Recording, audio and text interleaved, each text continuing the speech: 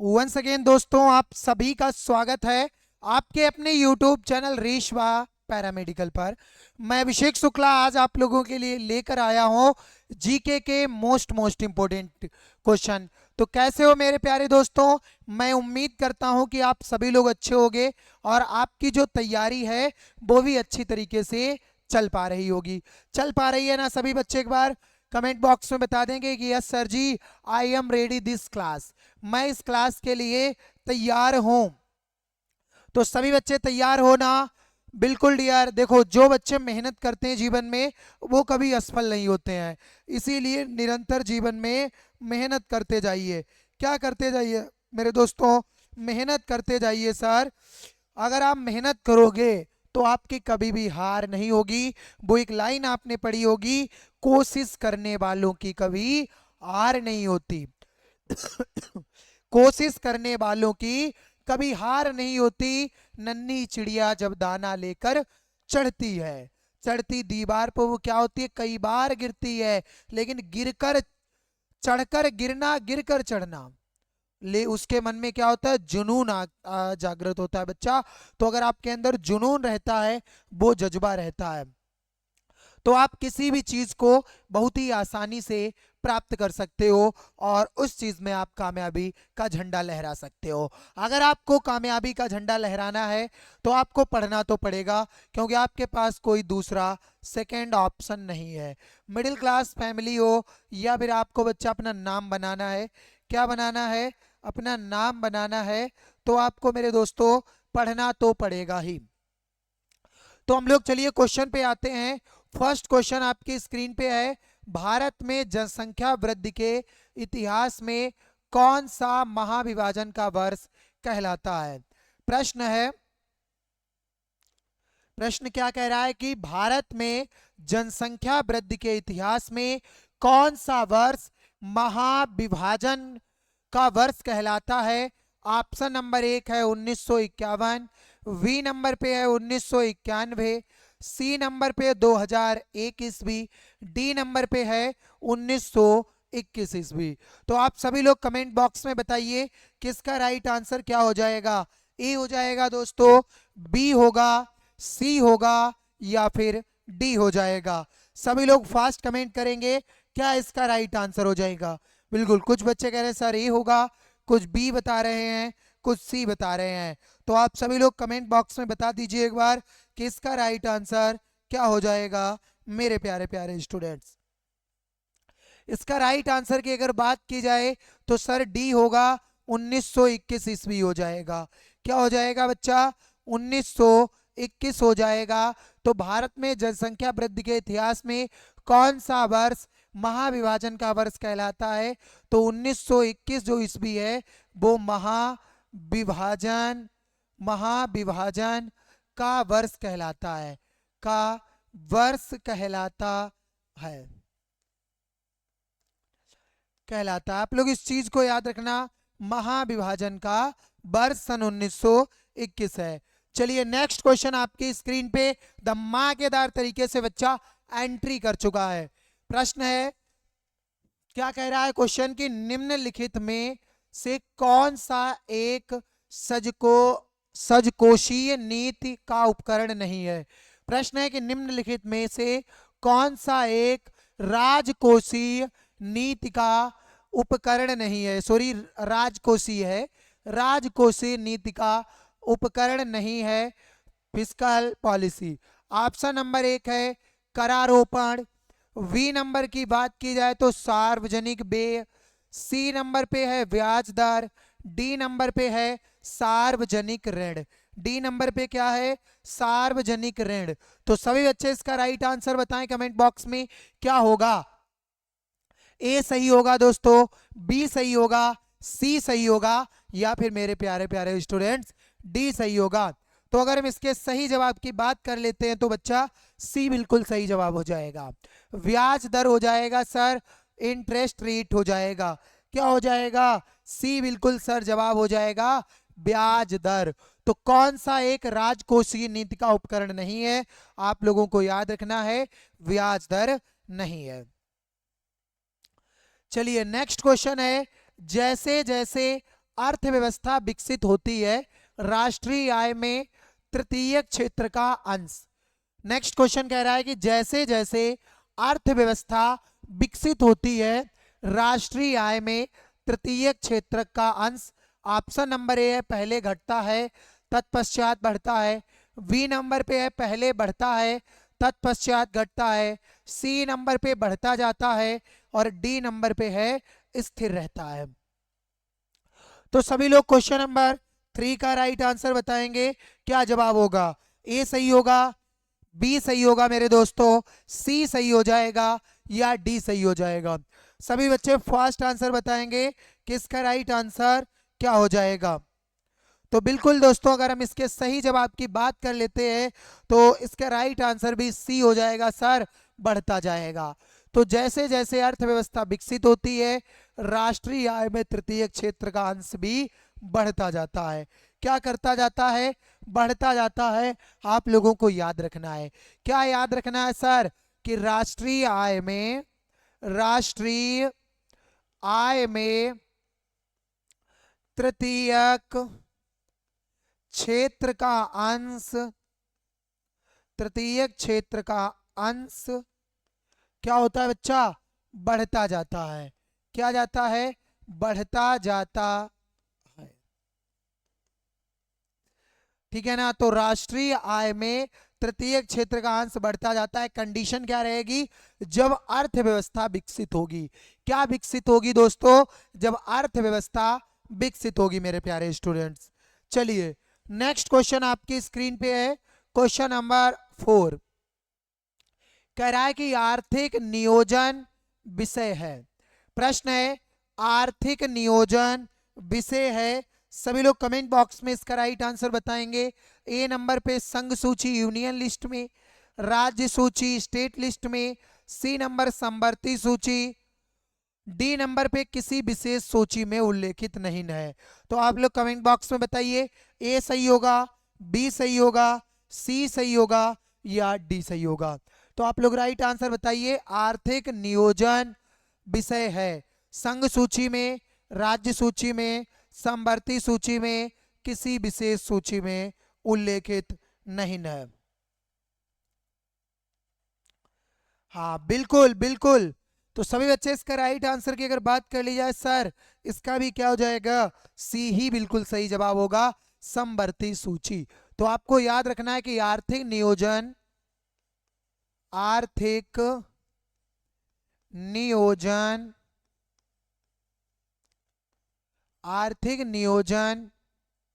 समवर्ती सूची का विषय है। समवर्ती सूची का क्या है दोस्तों? विषय है। ठीक है ना? तो आर्थिक नियोजन समवर्ती सूची का बच्चा क्या है? विषय है। आपको याद रखना है कि आर्थिक नियोजन समवर्ती सूची का विषय है। ठीक है ना? आप लोगों को यहां तक क्लियर हुआ? यस सर जी, क्वेश्चन 4 तक तो एकदम क्लियर हुई गवाह है। नेक्स्ट क्वेश्चन की तरफ बढ़ा जाए। तो बिल्कुल दोस्तों, हम सभी लोग चलते हैं नेक्स्ट क्वेश्चन की तरफ। चलिए क्वेश्चन नंबर 5 धमाकेदार तरीके से आपकी स्क्रीन पे एंट्री कर चुका है। क्वेश्चन नंबर 5 क्या कह रहा है कि निम्नलिखित में से भारत की राष्ट्रीय आय का सबसे मुख्य स्रोत कौन सा है? प्रश्न है निम्नलिखित में से भारत की राष्ट्रीय आय का सबसे मुख्य स्रोत कौन सा है? ऑप्शन नंबर ए है सेवा क्षेत्र, बी नंबर पे कृषि क्षेत्र, सी नंबर पे उद्योग क्षेत्र, डी नंबर पे है व्यापार क्षेत्र। डी नंबर पे क्या है? व्यापार क्षेत्र है। तो निम्नलिखित में से भारत की राष्ट्रीय आय का सबसे मुख्य स्रोत कौन सा है? सेवा क्षेत्र, कृषि क्षेत्र, उद्योग क्षेत्र या फिर व्यापार क्षेत्र हो जाएगा।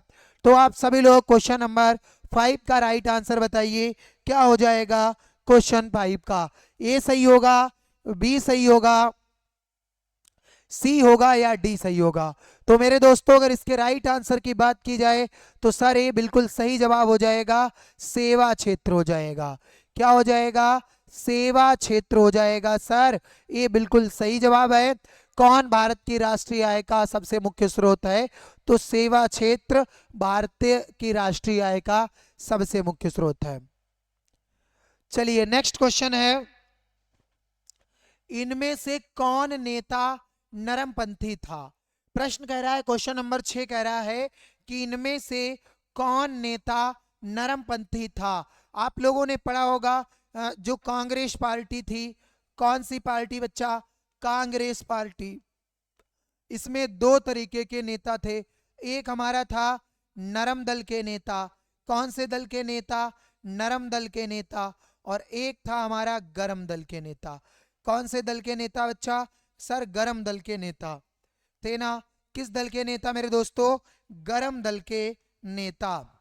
गरम दल के नेता। तो दो तरीके के नेता थे, एक नरम दल और एक गरम दल। तो हमसे यहाँ पे पूछा गया नरमपंथी कौन था? क्या पूछा गया है? नरमपंथी पूछा गया है। तो दादा भाई नौराजे, ये दादा भाई नौराजे नरम दल के थे। बाकी बाल गंगाधर तिलक, लाला लाजपत राय, बिपिन चंद्रपाल, ये सभी गरम दल के नेता थे। तो एक गरम पंथी थे। कैसे पंथी थे? अगर आपसे एग्जाम में पूछा जाता है गरम पंथी, तो आप लोग याद रखना कौन कौन थे? बाल गंगाधर तिलक,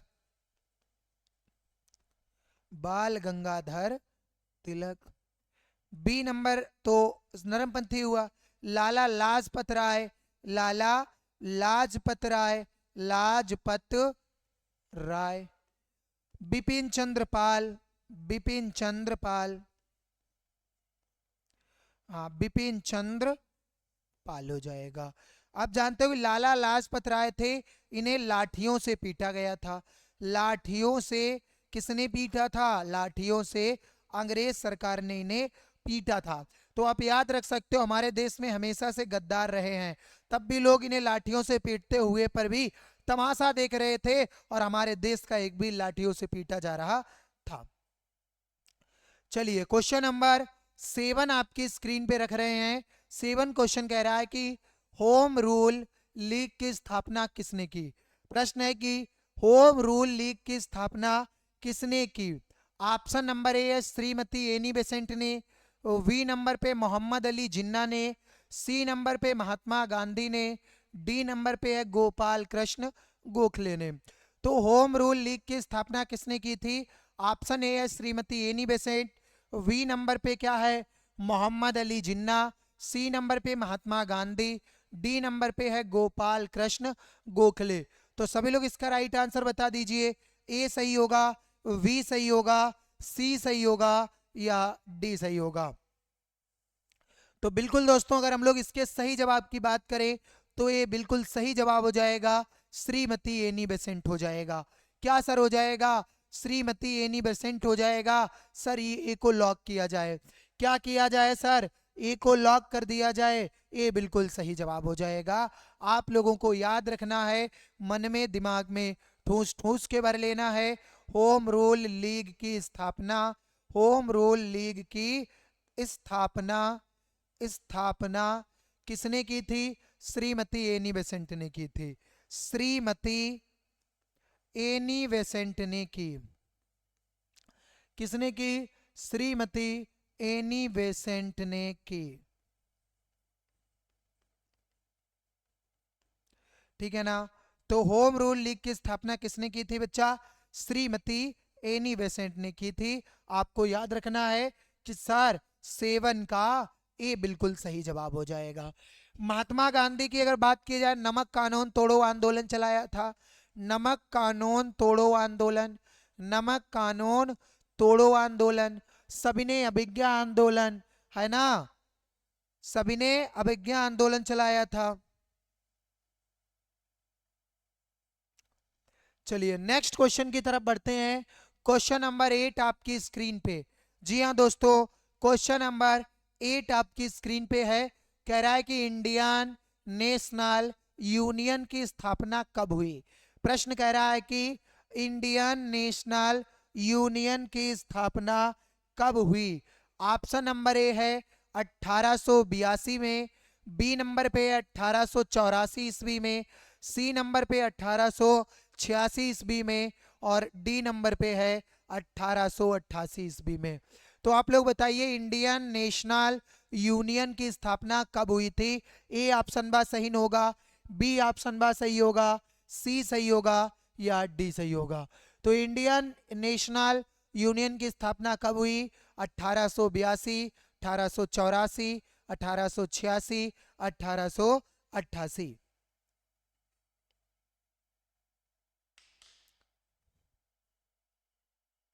तो आप लोग बताइए क्या सही जवाब है?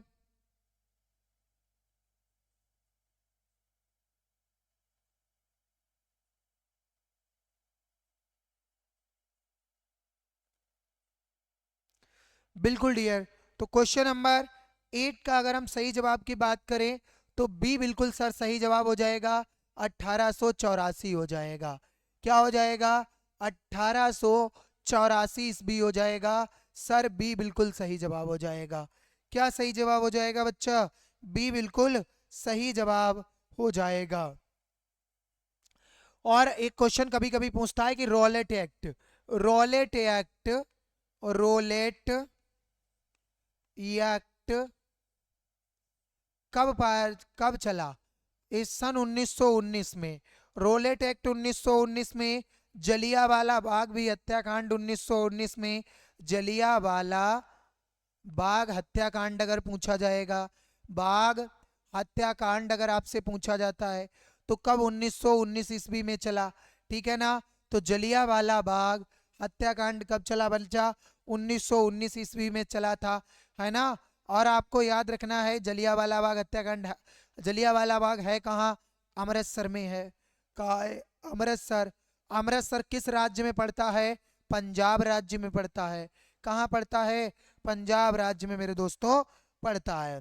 ठीक है ना? अब मैं थोड़ा सा कोर्सेज के बारे में आपको बता देता हूँ। तो जो बच्चे अभी तक रेशवा पैरामेडिकल के पेड बैचेस में नहीं जुड़े हैं, आपका महीना बचा है मात्र 3 और आपकी तैयारी अभी है बिल्कुल 0। तो आप लोग आज ही सब्सक्राइब कर लीजिए रेशवा पैरामेडिकल को। प्राइवेट बैच में आपकी फिजिक्स की क्लास चलती है। फिजिक्स की क्लास की अगर टाइमिंग की बात की जाए तो 11 AM पे चलती है और ये आपकी चलती है प्राइवेट क्लास। कैसी क्लास? प्राइवेट चलती है।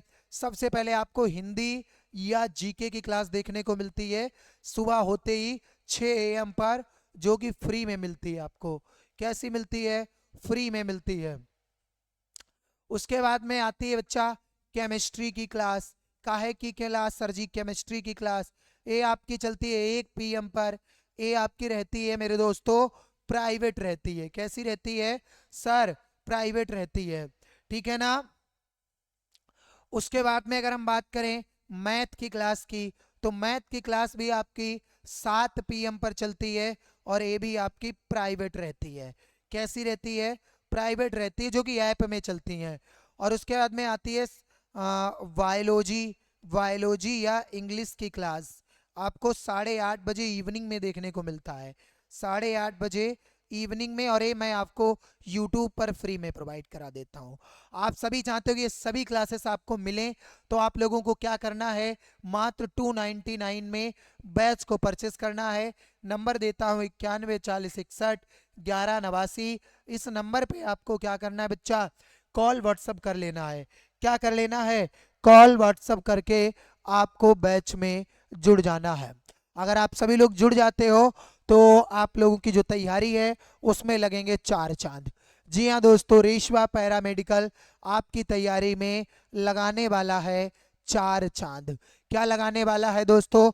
4 चांद लगाने वाला है। और आपको 100%, जी हाँ दोस्तों, आपको 100% सरकारी कॉलेज देने का वादा, सरकारी कॉलेज देने का अगर कोई वादा करता है तो वो रेशवा पैरामेडिकल करता है।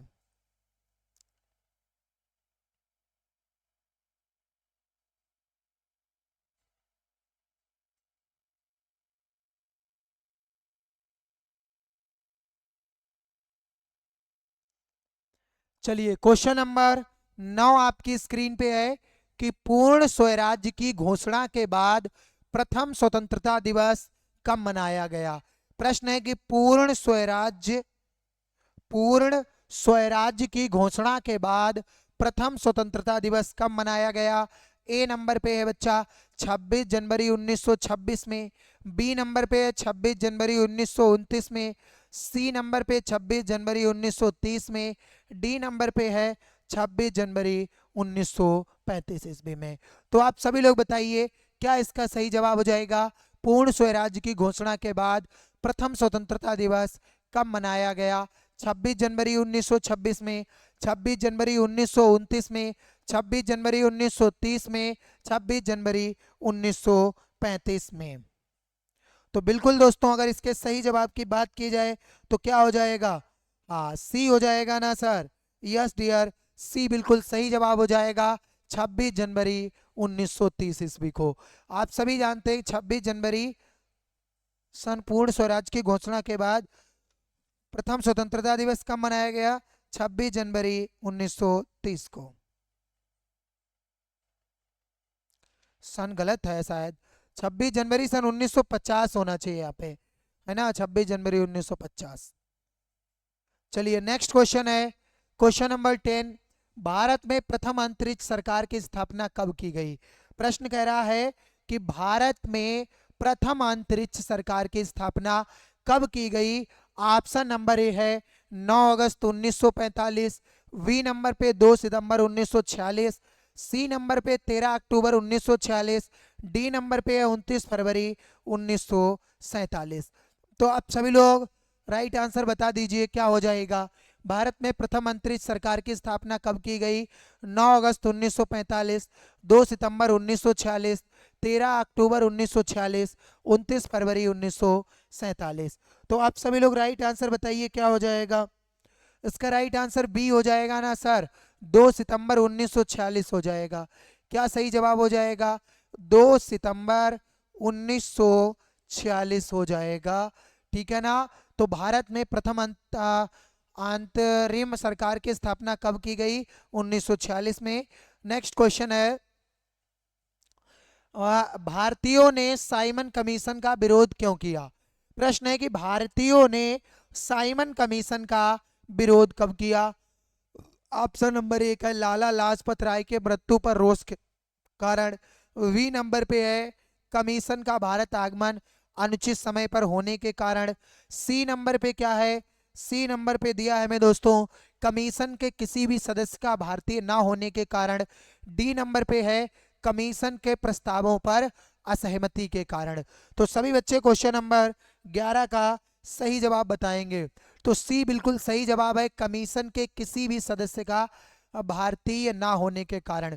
तो भारतीयों ने साइमन कमीशन का विरोध इसलिए किया था क्योंकि साइमन कमीशन में हमारी इंडिया के कोई भी व्यक्ति शामिल नहीं था, हमारी इंडिया का कोई भी व्यक्ति नहीं शामिल था, इसलिए साइमन कमीशन का विरोध किया गया।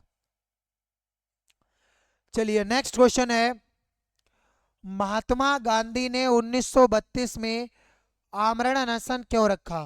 क्वेश्चन है भारतीय महात्मा गांधी ने 1932 में आमरण अनशन क्यों रखा? ऑप्शन नंबर ए है ब्रिटिश सरकार द्वारा दलितों के लिए पृथक चुनाव की घोषणा, बी नंबर पे है द्वितीय गोलमेज सम्मेलन विफल रहा, सी नंबर पे कांग्रेस और मुसलमान लीग में खाई बनी, डी नंबर पे इनमें से कोई नहीं। तो आप लोग राइट आंसर बताइए क्या हो जाएगा? महात्मा गांधी ने 1932 में आमरण अनशन क्यों रखा? ए नंबर पे है ब्रिटिश सरकार द्वारा दलितों के लिए पृथक चुनाव की घोषणा, बी नंबर पे है द्वितीय गोलमेज सम्मेलन का विफल रहा, सी नंबर पे कांग्रेस और मुस्लिम लीग में खाई बनी, डी नंबर पे है इनमें से कोई नहीं। डी नंबर पे क्या है? इनमें से कोई नहीं। तो सभी लोग इसका राइट आंसर बताएंगे क्या हो जाएगा दोस्तों? हाँ, तो इसका अगर क्वेश्चन नंबर 12 की सही जवाब की बात की जाए तो ए बिल्कुल सही जवाब हो जाएगा, ब्रिटिश सरकार द्वारा दलितों के लिए पृथक चुनाव की घोषणा। क्या हो जाएगा सर? ए बिल्कुल ही सही जवाब हो जाएगा, ब्रिटिश सरकार द्वारा दलितों के लिए पृथक चुनाव की घोषणा। क्या है? ए बिल्कुल सर सही जवाब होगा, ब्रिटिश सरकार द्वारा दलितों के लिए पृथक चुनाव की घोषणा। क्वेश्चन नंबर 13 है, गदर पार्टी की स्थापना किसने की? प्रश्न है गदर पार्टी की स्थापना किसने की? ऑप्शन नंबर ए है लाला लाजपत राय ने, बी नंबर पे है लाला हरदयाल काशीराम एवं सोहन सिंह ने। सी नंबर पे है लाला लाजपत राय एवं सरदार अजीत सिंह ने। डी नंबर पे है खान अब्दुल गफ्फार खान ने। डी नंबर पे क्या है? खान अब्दुल गफ्फार खान ने। तो बताइए गदर पार्टी की स्थापना किसने की? लाला लाजपत राय ने, लाला हरदयाल काशीराम एवं सोहन सिंह ने, लाला लाजपत राय एवं सरदार अजीत सिंह ने, खान अब्दुल गफ्फार खान ने। तो मेरे दोस्तों इसका राइट आंसर क्या हो जाएगा? बी हो जाएगा ना, लाला हरदयाल काशीराम एवं सोहन सिंह ने। तो बी इसका बिल्कुल सही जवाब हो जाएगा। क्या सही जवाब हो जाएगा सर? बी बिल्कुल सही जवाब हो जाएगा। तो गदर पार्टी की स्थापना किसने की थी? लाला हरदयाल काशीराम एवं सोहन सिंह ने की थी। चलिए नेक्स्ट क्वेश्चन है, 1942 में कांग्रेस के किस अधिवेशन में भारत छोड़ो प्रस्ताव पारित किया गया था? प्रश्न है 1942 में कांग्रेस के किस अधिवेशन में भारत छोड़ो प्रस्ताव पारित किया गया था? ऑप्शन नंबर ए है कलकत्ता अधिवेशन, बी नंबर पे नागपुर अधिवेशन, सी नंबर पे बंबई अधिवेशन, डी नंबर पे है लाहौर अधिवेशन। डी नंबर पे क्या है मेरे दोस्तों? लाहौर अधिवेशन है। तो आप लोग बताइए इसका राइट आंसर क्या हो जाएगा? 1942 में कांग्रेस के किस अधिवेशन में भारत छोड़ो प्रस्ताव पारित किया गया था? कलकत्ता अधिवेशन, नागपुर अधिवेशन, बंबई अधिवेशन, लाहौर अधिवेशन। तो आप लोग बताइए क्वेश्चन नंबर 14 का सही जवाब क्या हो जाएगा? बिल्कुल दोस्तों अगर इसके सही जवाब की बात की जाए सी हो जाएगा, बंबई अधिवेशन। क्या हो जाएगा? बंबई अधिवेशन हो जाएगा। सर इसका राइट आंसर सी हो जाएगा। क्या हो जाएगा सर? सी हो जाएगा। कह सकते हो बच्चा, सी बिल्कुल सही जवाब हो जाएगा। क्या सही जवाब हो जाएगा मेरे प्यारे स्टूडेंट्स? सी बिल्कुल ही सही जवाब हो जाएगा सर। चलिए नेक्स्ट क्वेश्चन है, भारत का राष्ट्रपति होता है। प्रश्न कह रहा है कि भारत का राष्ट्रपति होता है। ऑप्शन नंबर ए है भारत का वास्तविक शासक, बी नंबर पे है राज्य का संवैधानिक अध्यक्ष, सी नंबर पे है राज्य का और सरकार का अध्यक्ष, डी नंबर पे है बहुमत दल का नेता। भारत का राष्ट्रपति होता, आप सभी लोग बताइए, भारत का वास्तविक शासक, राज्य का संवैधानिक अध्यक्ष, राज्य और सरकार का अध्यक्ष, बहुमत दल का नेता। तो ए सही होगा, बी सही जवाब हो जाएगा, सी सही जवाब होगा या डी सही जवाब हो जाएगा? आप सभी लोग कमेंट बॉक्स में एक बार बता दीजिए। तो दोस्तों अगर इसके सही जवाब की बात की जाए सर बी बिल्कुल सही जवाब हो जाएगा, राज्य का संवैधानिक अध्यक्ष हो जाएगा। क्या हो जाएगा बच्चा? राज्य का संवैधानिक अध्यक्ष हो जाएगा। संवैधानिक अध्यक्ष हो जाएगा। संवैधानिक अध्यक्ष हो जाएगा। कह सकते हो कि सर बी बिल्कुल सही जवाब हो जाएगा। चलिए नेक्स्ट क्वेश्चन है, क्वेश्चन नंबर 16 आपकी स्क्रीन पे आ चुका है। कह रहा है कि इनमें से कौन सी भारत के राष्ट्रपति के पद के लिए आवश्यक योग्यता नहीं है? ऑप्शन नंबर ए है वो भारत का नागरिक हो, बी नंबर पे वह 35 वर्ष से अधिक आयु का हो, सी नंबर पे है उसमें लोकसभा के सदस्य के लिए निर्धारित सभी योग्यताएं हों, डी नंबर पे है वह संसद के किसी सदन का सदस्य हो। तो इनमें से किसी भी भारत के राष्ट्रपति के पद के लिए आवश्यक योग्यता नहीं है। ऑप्शन नंबर ए भारत का नागरिक हो, बी नंबर पे वह 35 वर्ष से अधिक आयु का हो, सी नंबर उसमें लोकसभा के सदस्य के लिए निर्धारित सभी योग्यताएं हों, डी नंबर पे वह संसद के किसी भी सदन का सदस्य ना हो।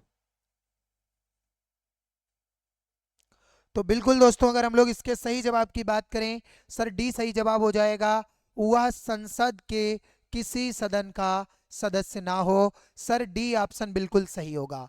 क्या सही होगा? डी सही हो जाएगा। चलिए क्वेश्चन नंबर 17 आपकी स्क्रीन पे है कि आपातकाल की घोषणा संसद में अनुमोदन के लिए प्रस्तुत की जानी चाहिए।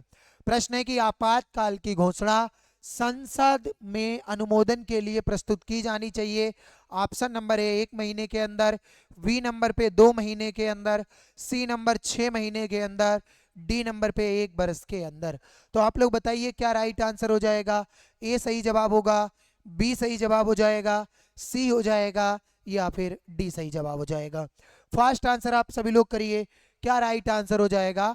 आपातकाल की घोषणा संसद में अनुमोदन के लिए प्रस्तुत की जानी चाहिए 1 महीने के अंदर, 2 महीने के अंदर, 6 महीने के अंदर, 1 वर्ष के अंदर। तो सभी बच्चे क्वेश्चन नंबर 17 का राइट आंसर देंगे। बिल्कुल दोस्तों, ए सही हो जाएगा ना? 1 महीने के अंदर हो जाएगा सर, ए बिल्कुल सही जवाब हो जाएगा। 1 महीने के अंदर क्या हो जाएगा? 1 महीने के अंदर हो जाएगा सर, ए बिल्कुल सही जवाब हो जाएगा। क्या हो जाएगा बच्चा? ए बिल्कुल सही जवाब हो जाएगा। चलिए क्वेश्चन नंबर 18 आपकी स्क्रीन पे है, मंत्रिपरिषद है। प्रश्न कह रहा है कि मंत्रिपरिषद है। ऑप्शन नंबर ए कैबिनेट के बिल्कुल समान, बी नंबर कैबिनेट से छोटा निकाय, सी नंबर कैबिनेट से बड़ा निकाय, डी नंबर किसी तरह के कैबिनेट से संबंधित नहीं। तो आप लोग बताइए क्या इसका सही जवाब हो जाएगा? मंत्रिपरिषद है, कैबिनेट के बिल्कुल समान, कैबिनेट से छोटा निकाय, कैबिनेट से बड़ा निकाय, किसी तरह कैबिनेट से संबंधित नहीं। तो आप लोग इसका राइट आंसर बताइए। क्वेश्चन नंबर 18 के अगर सही जवाब की बात की जाए, सी बिल्कुल सही जवाब होगा, कैबिनेट से बड़ा निकाय हो जाएगा। तो सी बच्चा क्या होगा? बिल्कुल सही जवाब सर हो जाएगा। क्वेश्चन नंबर 90 है, राज्यपाल का वेतन किस कोष से आता है? प्रश्न है कि राज्यपाल का वेतन किस कोष से आता है? ऑप्शन नंबर ए है भारत की संचित निधि से, बी नंबर पे राज्य की संचित निधि से, सी नंबर पे राज्य और केंद्र की संचित निधि से, 50:50 के अनुपात में राज्य की आकस्मिक निधि से। तो आप लोग बताइए क्वेश्चन नंबर 90 का सही जवाब क्या हो जाएगा? हाँ बिल्कुल दोस्तों, तो क्वेश्चन नंबर 90 का अगर सही जवाब की बात की जाए, बी बिल्कुल सही जवाब हो जाएगा, राज्य की संचित निधि से।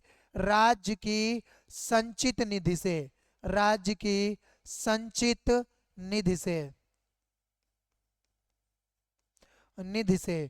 तो राज्य की संचित निधि से हो जाएगा। राज्यपाल का वेतन किस कोष से आता है? राज्य की संचित निधि से आता है। आप लोगों को इस चीज को याद रखना है। क्या करना है मेरे प्यारे स्टूडेंट्स? याद रखना है। क्वेश्चन नंबर 20 आपकी स्क्रीन पे है, भारत का प्रधानमंत्री। प्रश्न कह रहा है कि भारत का प्रधानमंत्री, ऑप्शन नंबर ए रहेगा सत्ता दल का अध्यक्ष हो सकता है, बी नंबर पर मेरे दोस्तों है हमेशा सत्ता दल का अध्यक्ष ही होता है, सी नंबर पे है सत्ता दल का अध्यक्ष नहीं हो सकता है, डी नंबर पे इनमें से कोई नहीं। डी नंबर पे क्या हो जाएगा? इनमें से कोई नहीं हो जाएगा। तो तुम लोग फास्ट आंसर बताइए, भारत का प्रधानमंत्री क्या होगा? सत्ता दल का अध्यक्ष हो सकता है, हमेशा सत्ता दल का अध्यक्ष ही होता है, सत्ता दल का अध्यक्ष नहीं हो सकता है, इनमें से कोई नहीं। तो क्वेश्चन नंबर 20 का राइट आंसर बताइए क्या हो जाएगा? ए हो जाएगा ना बिल्कुल सही जवाब, सत्ता दल का अध्यक्ष हो सकता है सर, ए बिल्कुल सही जवाब हो जाएगा। क्या हो जाएगा मेरे दोस्तों? ए बिल्कुल सही जवाब हो जाएगा। ठीक है ना, सत्ता दल का अध्यक्ष। तो जो बच्चे पैरामेडिकल का अभी तक बैच को ज्वाइन नहीं किए हैं, वो सबसे पहले क्या करेंगे? बैच को ज्वाइन कर लेंगे। अपनी ऑल सब्जेक्ट की नंबर 1 तैयारी कर सकते हैं। नंबर हमारा दिया है 9140611189। क्लास कैसी लगी है आप लोग कमेंट बॉक्स में जरूर बताइएगा।